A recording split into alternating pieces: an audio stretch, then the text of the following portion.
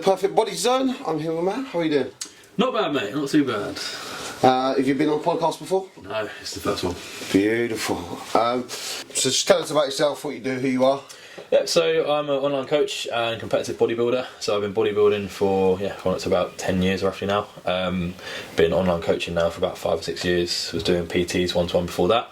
I kind of first got into it really. I was at uni doing a graphic design course, believe it or not, and then kind of got halfway through the first term and realised this really wasn't for me. I'd get up in the morning, do my fasted cardio, go to the gym, train, and if it comes to doing like getting up early for a seminar or something, I just wasn't really interested. I think like for me, I was like up at night watching videos on YouTube of training and writing up diet plans and that kind of thing, and that was what my passion was. And I think I went round to one of my mates' dormitories and I saw he had loads of books relating to our course and stuff, and was looking at all that, and I'm like, I've got that same enthusiasm, but it's not for the course, it's for the gym. I was like, I need a career change here. I need to focus on what my passion is.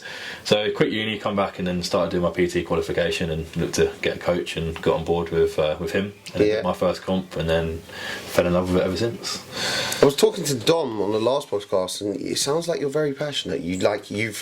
Although you was on a course, you had a passion, you had a calling. Yeah, pretty much. I mean, it's always ever since school, I'd always wanted to get bigger. I think I used to watch like the WWE wrestlers and stuff as a kid. And I'd always look up to those guys and was like, I always was interested in who had the best physique and who was the biggest guy, and they were the guys that I wanted to like look up to the most, like guys like John Cena, Triple H. And then I started getting into more the bodybuilding side of things, and I kind of come across like the old Ziz videos from back in the day. And I was like, okay, here we go, now I know what kind of bodybuilding and training is all about. And then from there it was like, okay, Arnold Schwarzenegger's, Dorian Yates. And then as I kind of got bigger and bigger in the gym, the standard of athlete that I looked up to also became bigger and bigger to the point where I'm like, okay, looking up at the open bodybuilding guys now. I think that the passion for it all and lifting weights and being strong has always been there. Always been there for you. Yeah, pretty much. And looking at these bodybuilders and these athletes and these kind of, I don't know, Greek gods, have you gone into competing yourself? Yeah, so my first comp was in 2017. So I started, I got into the idea of competing when I was at uni actually as well. It all kind of started from uni really. I was going to a local gym down there, and I think I become mates with this girl that I was friends with. I think she had a girl that was in her course at uni that was a competitor. So I got chatting to her down the gym, and her boyfriend was I think he was a men's physique competitor as well, and he was in quite good shape. And that's when I looked at him and I was like, actually we're not far off the same kind of size, but when I saw him getting ready for a comp, and I was like, oh, this guy looks shredded. I was like, he looks really good. And I'm like, if I put myself through that same kind of training and diet, and I could look something like that as well. So I thought, I want to give this a go.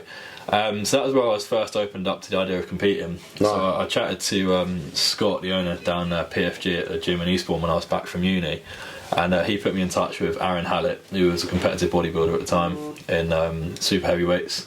And then I started getting coached by him for about a year, and then we done my first comp in 2017, which went really well. It was a frustrating one because I was in the junior men's physique in UK BFF, and this was the first year they'd reintroduced a new category, which was the muscular physique. It was the first comp that actually introduced that. So I went in for the junior physique, and it was me and about 3 or 4 other guys, and I was first call out, so I was in top 3.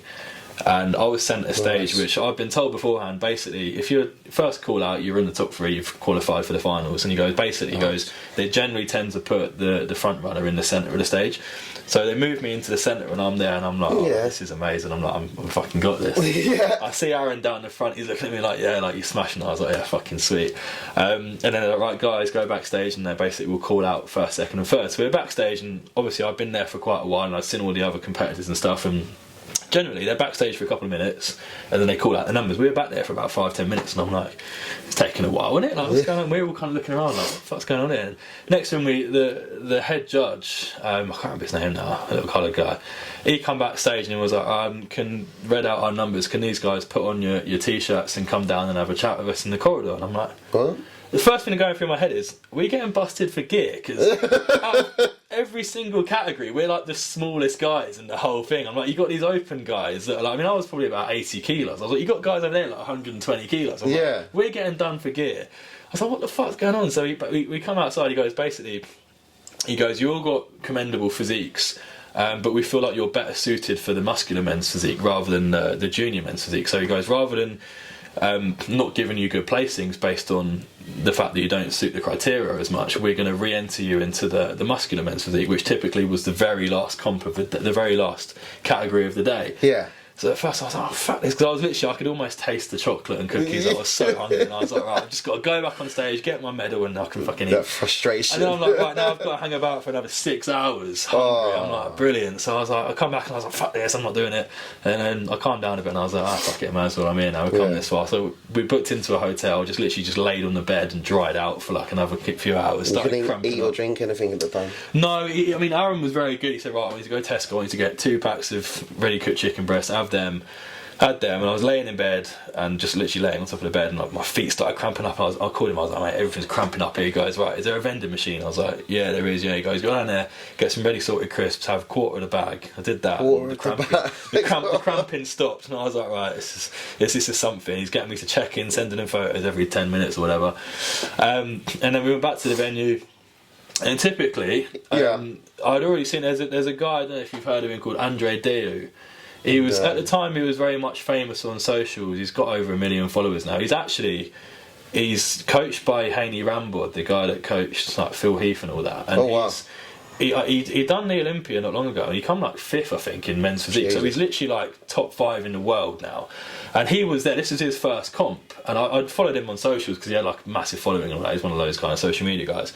And he was doing the muscular physique, and I remember seeing him there, and I saw his name on the thing, and I was like, oh, thank fuck, I'm not doing that comp because then he's going to win it. Yeah. And obviously, I got moved into his category. I'm like, right, well, we're fighting for second now because he just looked unbelievable. And then. Yeah, we get there and we're all going backstage and he's in front of me and his fucking back's like out here and I'm like, this is just ridiculous. But so it was me, him, a guy called Louis Blackmore, who's another coach, he's doing really well at the moment, and a guy called Mourinho, and this other guy as well, I can't remember his name. We went out and I think I got 4th actually. I got 4th in that one. It's nice though for a first comp. Yeah, it wasn't too bad, and obviously the calibre of people we're up against was very high. If you got that guy, won it. The guy that comes second was very good as well. Marino, I don't know what he's doing now. He stopped competing, but he had a ridiculous physique. He's another one who's quite big on social media now as well. And he's done a few sessions with Andre, and they were very similar size. They'd done a video training together, and they were both like a similar kind of size. Couple of beasts. Yeah. And then so I come 4th. I chatted to the judges after. And one of the guys who was judging goes, I actually had you at 3rd. It was very close. It was within a point between me and Marino to come 4th. Oh, wow. And I was like, oh, sweet. I was like, I've done alright then. So I'm like, right. It's a nice boost, on some size. Yeah. And at the time as well, I hadn't done any injectables. I'd literally just run a bit of Anavar and Clen throughout the whole thing. And I was chatting to one of the other guys backstage, and he was like, oh, I best go and up my trend now. Then I'm like, one trend? Fucking hell. I'm like, I didn't know anyone was doing that. So you're already up to their standards without taking the trend at that point? Yeah, basically. Yeah, nice. And then the next one after that was, I think, a year later. I prepped myself because I got into obviously personal training and coaching and stuff, and I was like, right, that's the avenue that I want to go down. So I want to give it a go myself, whether it fails or not. I was like, I want to give a contest prep in my own hands kind of thing. And went back and did the muscular physique again with UK BFF. Yeah. Come 4th again. I was quite happy with the look. I was a lot bigger. I put on a good amount of size, but condition-wise, I wasn't quite there. I think I underestimated how lean I had to get. I think like looking in the mirror and seeing the changes, I was like, oh no, I look good, I look decent. And then seeing me on stage, I'm like, could definitely have been a lot tighter in some areas. Like my abs were good, but I think just like overall separation through the obliques and stuff wasn't quite there. I was like, I definitely could have dieted a bit harder. But that wasn't through me kind of not coming in, not being ready. I thought I was ready. I thought I looked how I should have done, but I just kind of was a bit. Do you think you was hard on yourself? No, not really. You have to be, yeah. I think I just didn't really have the knowledge at the time. I didn't know how lean you actually had to get. I didn't know you had to get to the point where you are literally like dying and then carb up. I think I was probably, I could have taken it. I could have probably lost another couple more kilos really, but yeah. And then I had a bit of a long off season after that. I actually had a bit of a break for it for a year. And then started working with Cuba, who's IFBB Pro, and then he put me through my last contest prep in 2021, where I did classic physique. So I kind of outgrown the men's physique division, in my opinion. I think like, my legs have really come along, and I didn't want to cover them up anymore. So we did classic physique, and I showing off the sexy legs. Yeah, that's it. Yeah, because my legs have always been really hard and straighted. I get good separation. Most, it's so hard. And then We did, yeah. So I did classic physique, and I also did heavyweights as well, in heavyweight bodybuilding. I was like, I might as well give 2 of them a go, because I was kind of looking at my shape and that throughout the prep. And so you've been in a few different competitions, a few different categories, yeah, a lot of I had a dabble in everything. Yeah. Because I mean, I got halfway through prep, and I said to Cuba, I was like, I can't really pull a vacuum. I don't really have that classic tape and a tiny waist and all that a lot of the guys have. And I said to him, do you think my physique's more suited for open? Obviously, I was lacking the size, I need a lot more thickness and size. But I said, I don't really feel like I have that classic kind of look. And he said, no. He goes, no, I do agree. He said, we'll try both and see how you get on. So I think I come 3rd in heavyweight bodybuilding, and I come 4th again in classic. So that's nice, yeah. So it's the 3rd and 4th area, but everything went wrong on that prep. I mean, I was very ill. I got COVID towards the end of the comp. I got lean very, very quickly, so we had to hold condition for quite a long time, which just made me, I think eventually I just lost quite a lot of size, and I was just generally just fucked towards the end of it. I think I broke up with my girlfriend and moved out halfway through. Didn't probably help as well. Emotional roller coasters, they can fuck you up. It was like everything that went wrong basically went wrong. I mean, even the morning of the comp, I woke up and I'm just like coughing up balls of phlegm. I'm like, oh, this is bollocks, and I was literally popping Rennies backstage, got acid reflux. I was just very, very ill. So now I'm doing my 4th comp, so I'm on prep at the moment, again prepping myself, but doing things a little bit differently. Trying different foods, because I mean last time we went very, very clean with the diet. We cut out all kind of gluten, there was no bread or anything like that, and I think that is one of the reasons why I felt my stomach was so bloated all the time and I was quite ill. I think my body needs certain foods that I'm used to, and I'm used to eating a lot of shit food and a lot of like bread and those kind of foods, and I think when we took those out, it just didn't really respond very well. What about guys who see the word bread or hear bread and they're like, right, that's instantly going to give me bloat? You know, there's a lot of guys out there who will instantly cut out everything. No bread, no pastries, no sugars. Do you have to do all that if you want to? Well, that's the thing, because theoretically you would think you cut out the foods that typically don't digest as well, and you would get a better response for it. So that's what we did. But for me personally, it went completely the other way. Like when I did my first prep with Aaron, that was probably the best that I'd looked in terms of tightness and condition wise. There was no bloating in my stomach, my digestion was on point. And we had bagels right up until the comp. I mean, we had a couple of refeeds where we did pizzas, like large Dominoes. I remember one day I had he saw some photos I posted on Instagram and he goes, is that now? I said, yeah. He goes, right, I have a large Dominoes and a fucking Ben & Jerry's tonight. I was like, fucking sweet, alright then. Had that, I woke up the next morning lighter. I'd lost weight.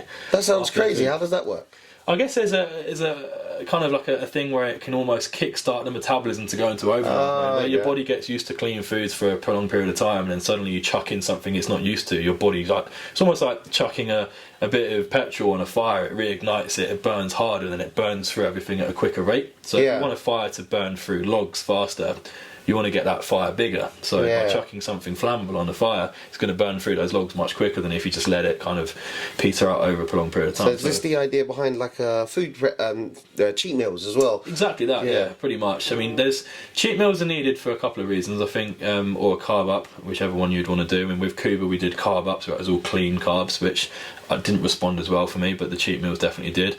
So you can either do it in that sense, if things kind of almost slow down to the point where, I don't like the term, but they say your body goes into starvation mode where it tries to preserve energy by slowing down the metabolism and that kind of thing. So if that's the case and you find that almost you're struggling to lose more fat, you can chuck in a cheat meal like that, for instance. It can almost kickstart things again. Or if you find that you're getting very, very flat to the point where you're struggling to get pumps in the gym and you just lose a lot of glycogen from the muscle, you can chuck in a high carb there or a cheat meal just to kind of fill things back out again, give you a bit more energy, keep you going, you kind of being able to push a bit harder in the gym again and keep things back up where they were.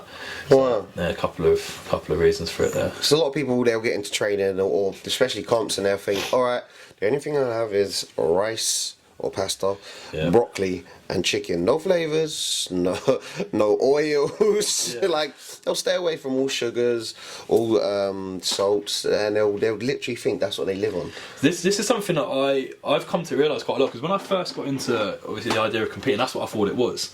So I thought, right, I've got to have boiled chicken and broccoli every single day. And like you watch the old Kevin Navoni videos, and he's like, yeah, I wouldn't even sleep on my bed because I wanted to suffer. And I'm like, fucking hell.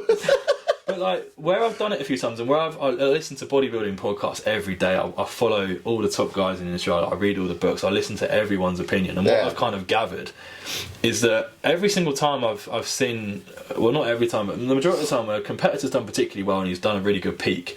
He said, "Oh, that was the best I felt on prep, and I had more energy than before, and I felt really good." And I think there's a lot to be said about feeling better throughout the prep. And like, people say, "Oh, you need to suffer when you're on prep." Yes, you do. When you're dieting and you're getting really lean and you can't go out for very many meals and things, you are suffering anyway. You're doing cardio when you're tired. That's suffering. I think there becomes a point of diminishing return where if you're suffering too much, and this is, in my opinion, one of the things that happened with my last comp prep was I was suffering so much to the point where I had zero energy. I was literally fucked. I could barely drag my feet around to do my steps. My sleep, I was getting 3-4 hours sleep a night. I'd get into bed and I don't know, I can't even tell you what it was, whether it was metabolism was so fast, I was so lean for so long, or whatever it was. I was laying in bed and muscles were just twitching. Like it was like I could almost feel my body just burning through calories at such a rate, and it was keeping me awake. I could be laying in there just wide awake, and every single morning, 4 o'clock without fail, I'm wide awake as if someone's just literally thrown a bucket of cold water over me, and I'm like, I can't even sleep. I'm like, I need to sleep. I need to rest to let my body. And I just couldn't, and it was so frustrating. I was banging all these sleeping supplements. So I think if you're at that, if you're at that point, I mean, also the cycle wasn't even high. We didn't even push drugs hard at all.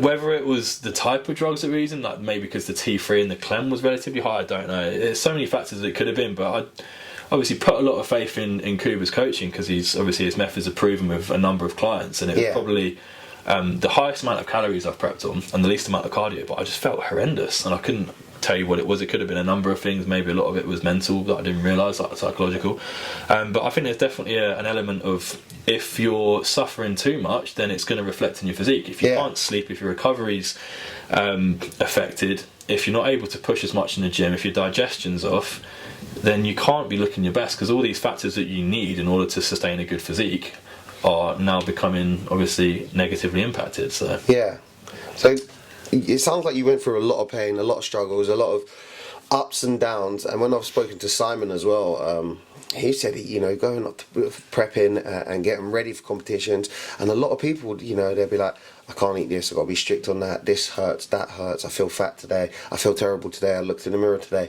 Is it really all doom and gloom as everybody says, or is the end goal just that best feeling in the world where you've worked so hard for it? You do get the cheat meals. Is it as bad as people think, or is it definitely something that people should go for if they're thinking about it? Do you know what? I think it can be whatever you make it.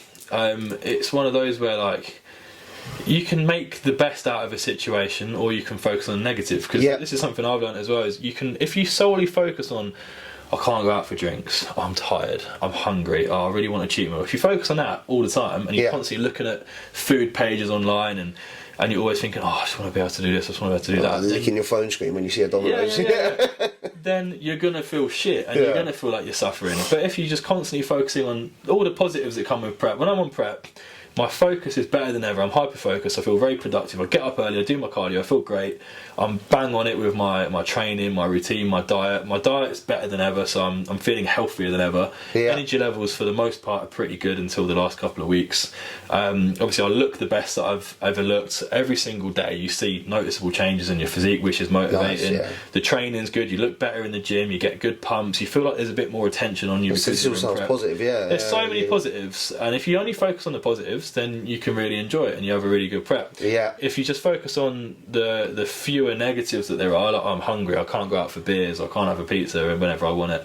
If you only focus on that, then you're only going to be feeling all the negatives, and it's going to kind of take over from the positives. So it comes back to that life quote, where your focus goes, your life flows. Exactly that, mate. I always say that you can create, and this is what I tell clients as well, you can create a space within your head that you live in, and if you create a negative space, then you're going to be living in a negativity. Whereas if you create a positive space in your head and you focus on all the positives, because everyone has plenty of positives in this world, like no matter, even if you're suffering with depression, anxiety, and there's loads of negative things going on, there's always positives that you can take.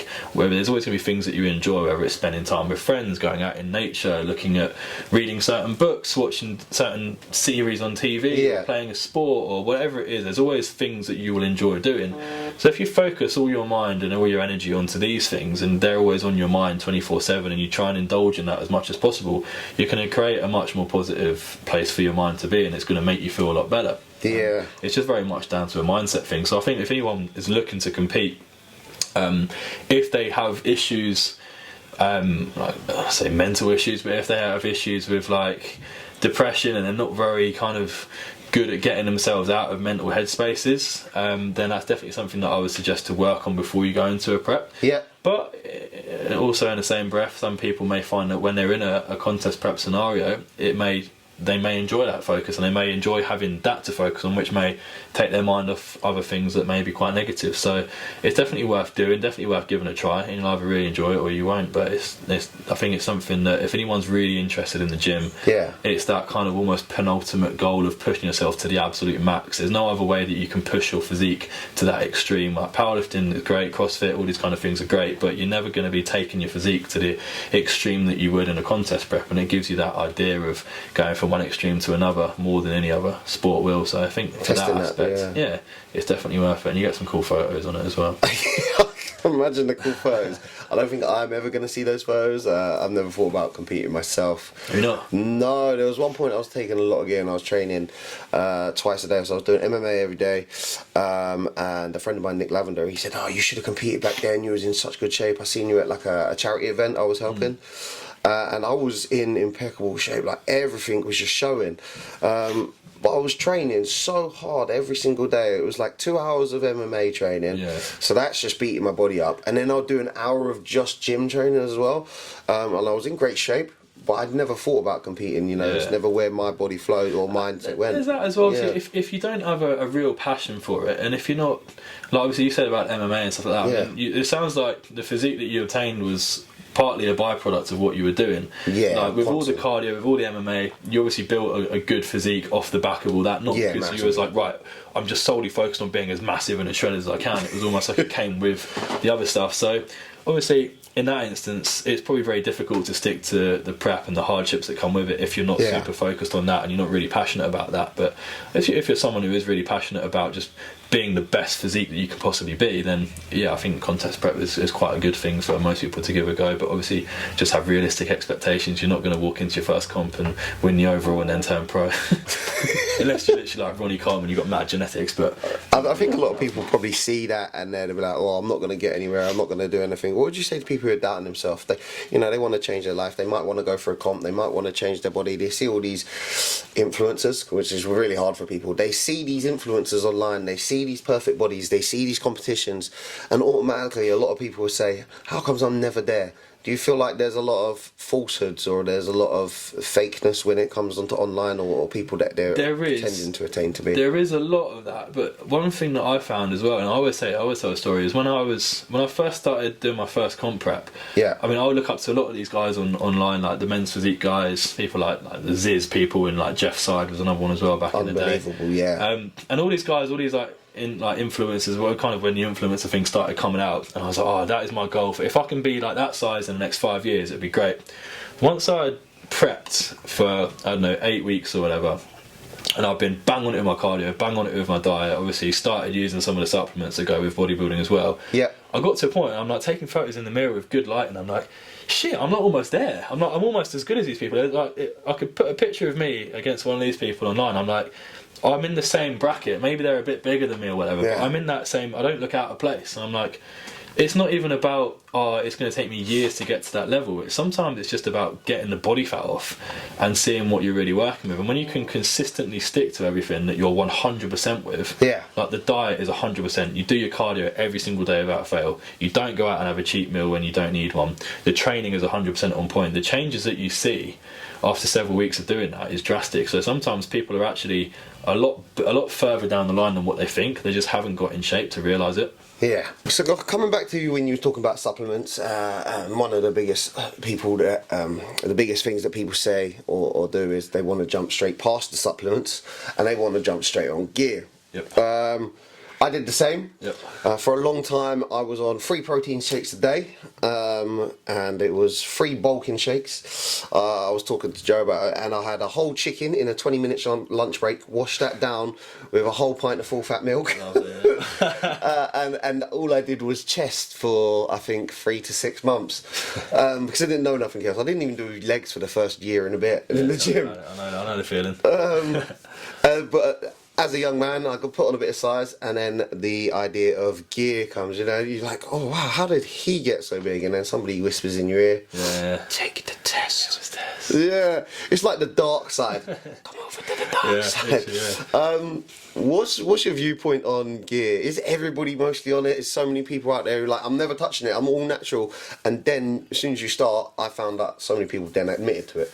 Yeah, it's something people need to be more educated on. I think the reason why people aren't educated on it is because everyone shies away from talking about it. So I think it's important for anyone who's in any kind of position of, I don't want to say position of power, but anyone that people look up to and people whose opinion is valued, whether it's on a podcast or they're a coach or a influencer or whatever. I think if it's something that they have knowledge on that's legitimate, then it's probably good to discuss, because there's so many people out there that have absolutely no idea, and they go and they start taking stuff off the back of what their mates told them, and their mate has no idea. And then next thing they got a shitload of acne, they can't get hard on, and they've got high blood pressure, and they're like, oh, what have I done here? Well, you probably should have done your research before going on a pharmaceutical drug that isn't actually intended for what you're using it for. Because your mate said get on it. Yeah. So, and also, like, the amount of times people have said to me, like, if I've had a new client starting out, or somebody wants to compete, or anyone that's asking me for advice,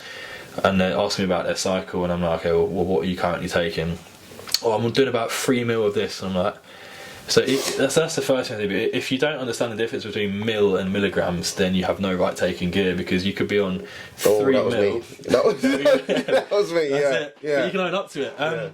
Like, you could have 3 mil of test that could be 400 milligrams or 100 milligrams. Yeah. So again, like, you could be taking well over 1,000 milligrams, or you could be taking 300 milligrams, but you don't know because you haven't even looked to find out what you're taking. A lot of people just looking at the syringe and be like, yeah, I'm on the 3 mil, 2 mil, 1 mil. Yeah, it's that's one of my pet peeves, and people are like, oh yeah, how much do you take? Oh, about 2 mil. I'm like, that literally what's in your 2 mil? It's like saying, oh, how much do you drink? I don't know, about 3 glasses. Of what? Like, did you have, was it vodka, was it wine, was it, like, what was it, like a cocktail? It's completely it's more important to have the milligrams rather than the mil. Exactly, yeah, because if you know what the dosage is, the concentration of actual drug that is within that 1 mil or whatever, that's going to determine, obviously, how much you're taking, if you're taking too much, if you're taking too little, and also not only that, but using the right things with each other to make sure that you're mitigating the side effects. So you get people that are just going to run trend by itself, because they'll hear, oh, trend's this fucking thing that's going to make me look sick and I'll get mad pumps and I'll be huge. Oh yeah, I'll just do a load of trend. I'm like, okay, well, if you don't run test alongside it as a base, you're going to have a severe issue with estrogen, and everything's just going to go completely out of whack, and you're not controlling all the things that will spike with it. I had some estrogen issues, like started getting coney tits. Most people have. I mean, some people are really susceptible to it. I know that I am. So with my drug protocols now, I like to keep everything. I keep my masteron very high because it has anti-estrogen properties to it, and I like to use things that don't aromatize very highly. So aromatization is obviously the term used for when a testosterone-based substance, some of it kind of transfers over to estrogen. Yep. So it converts to estrogen within the body. So if you're taking, let's say, a drug like Deca that aromatizes quite heavily, if you're using a high amount of that and then 50% of that converts to estrogen, you're going to spike your estrogen massively and you're going to get bitch tits.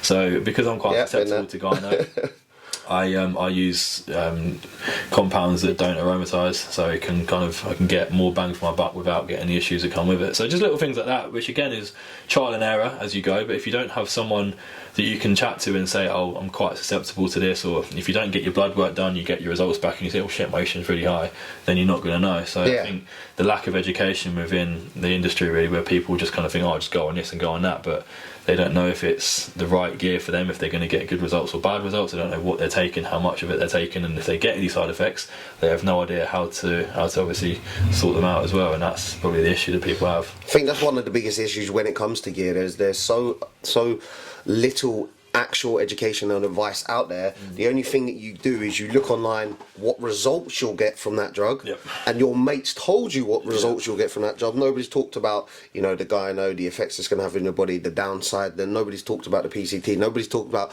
going on, going higher, then coming off, going lower. Nobody's talked about this. They just bang it all in. I've got my 3 mil of X, Y, and Z, and then I'm jabbing it in my arse. And my mate said it was good, so I'm going to be good.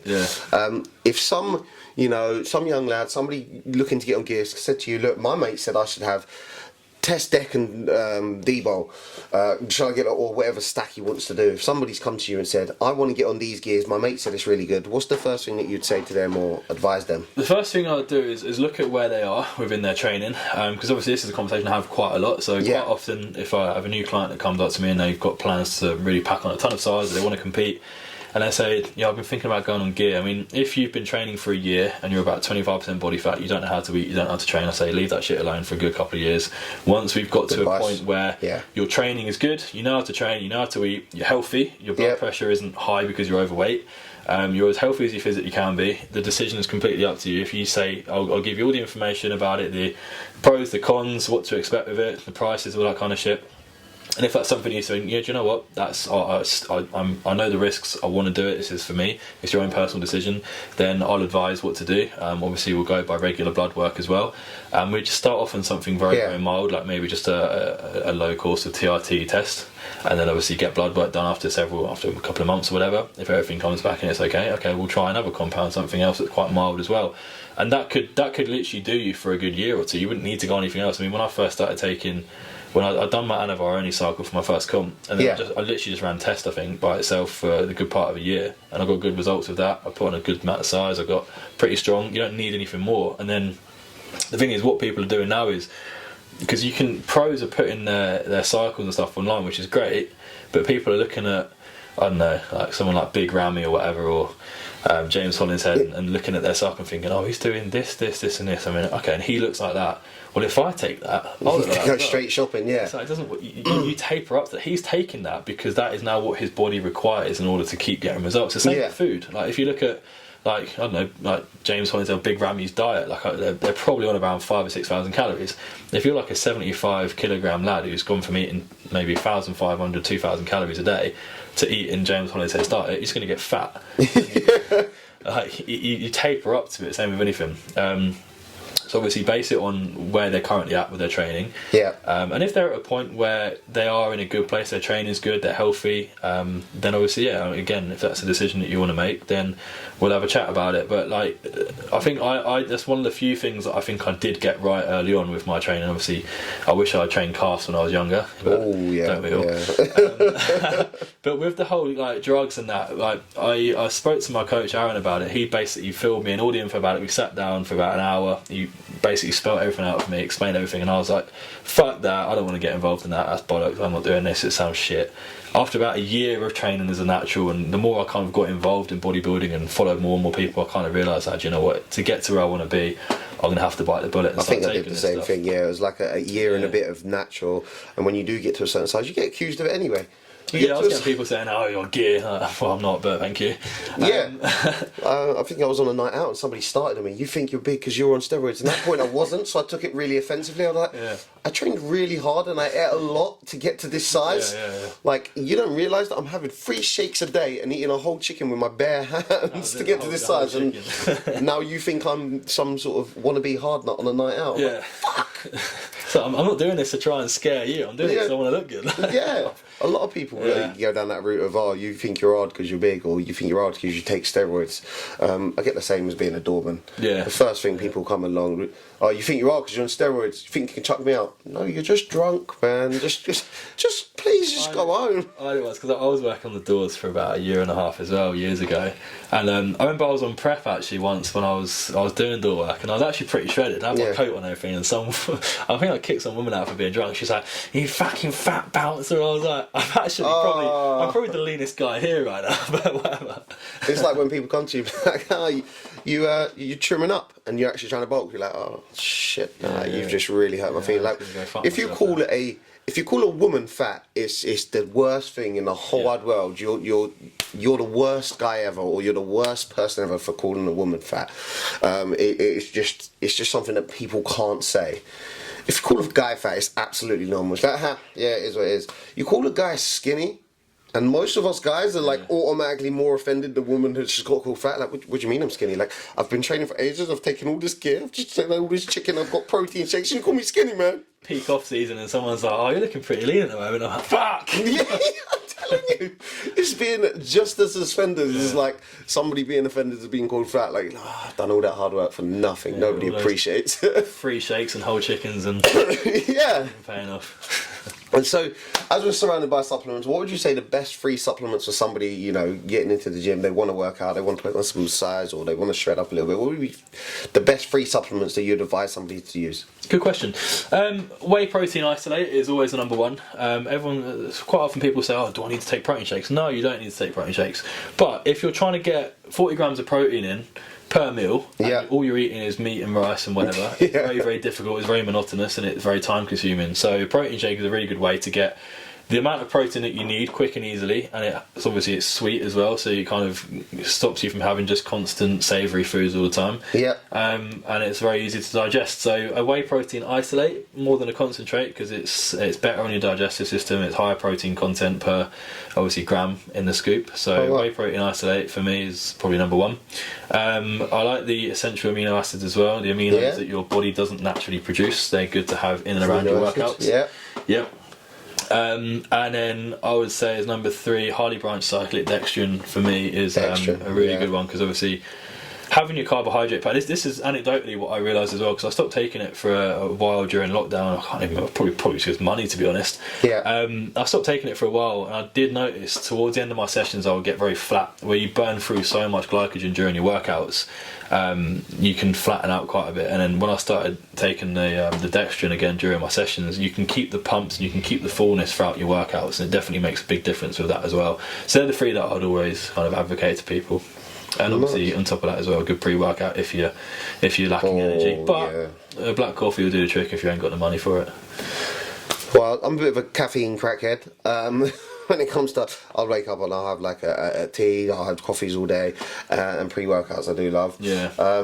Any pre-workouts you advise people to have, or any nice flavours that you've recently had or anything? Yep, I watched the podcast with Joe, and I've got the exact same one that he said about as well, the old Kiwi Dorian. Joe loves that one. I had that because I've always had the ABE ones and the Total War that they got up there as well. The Total War's for leg days because that's fucking potent, but it's great for leg days. And I had the ABE as well, and I find I've gotten quite well with that. It just digested quite well. I think I've had some in the past, and I've made me feel really, really sick almost.